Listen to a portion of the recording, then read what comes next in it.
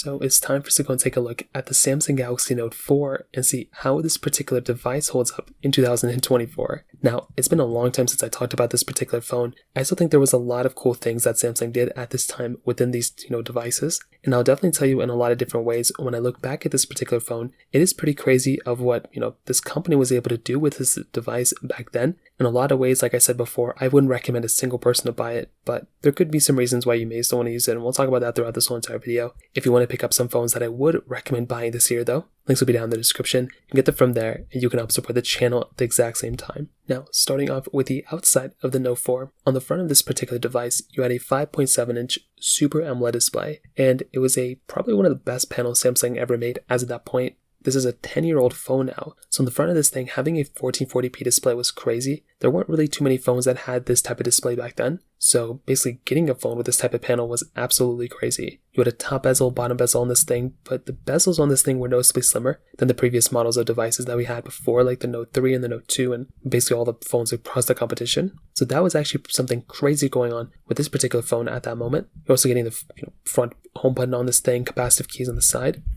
On the bottom of this particular device, you have a micro USB port, and you have that stylus S Pen support as well, which is very cool. Having the type of capability in and of itself is another very cool thing that you have going on with this particular device. Now on the back side, you have this plastic removable part, so you can go through and remove the back of this particular device if you want to. You can kind of do whatever you want to with it. You can replace it if you want, but you are also getting some crazy, capability behind this device as well. So the big thing here is that one, you can go through and basically remove the back of this thing, and you can replace that battery if you want to as well. So that in and of itself is another super cool thing going on for this particular device. And again, having that type of capability is super cool. On top of that, you basically were getting a micro SD card slot inside of this device as well. So that in and of itself too is another super cool thing going on here. And like I said before, if you're going to go through and get a device, just having that type of capability and that, expandability is just insane in and of itself. You're also getting, some other basic stuff too. Like I said, it's a plastic phone for the most part, so it's not really built extremely well. You did have an aluminum frame though, which is nice, but it's not really the best feeling or best looking thing anymore either, but it's still a pretty good looking device, interestingly enough, for a 10-year-old phone.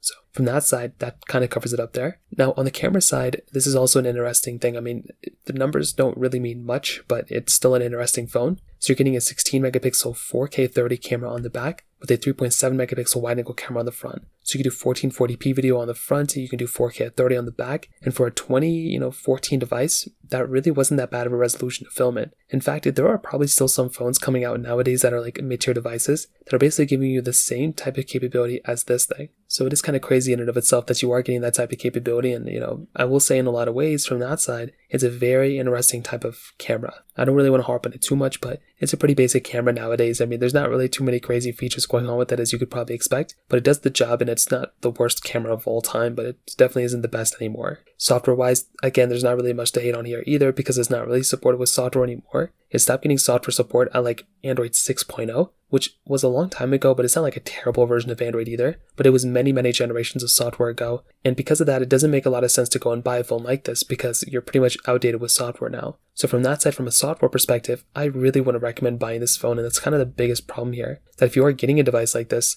thing is just severely outdated, and there just isn't really too much of a reason to buy a phone like this because it's just going to be an outdated device when it comes down to it. So from that side, again, that's just a big thing to kind of keep in mind here as well. On top of that, you're still getting a phone that still has some sort of a chipset inside.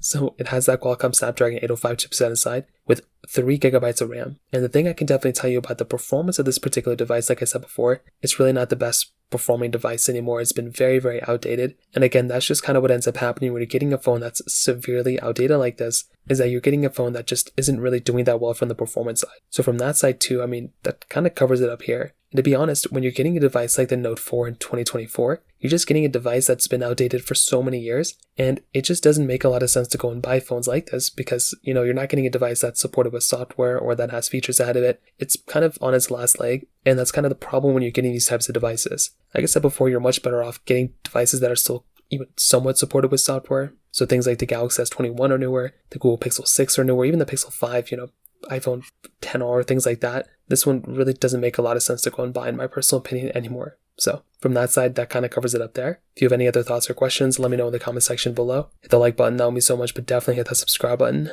More importantly than everything else, I love every single one of you guys. Hopefully I'll catch you guys in the next video. Peace out till then.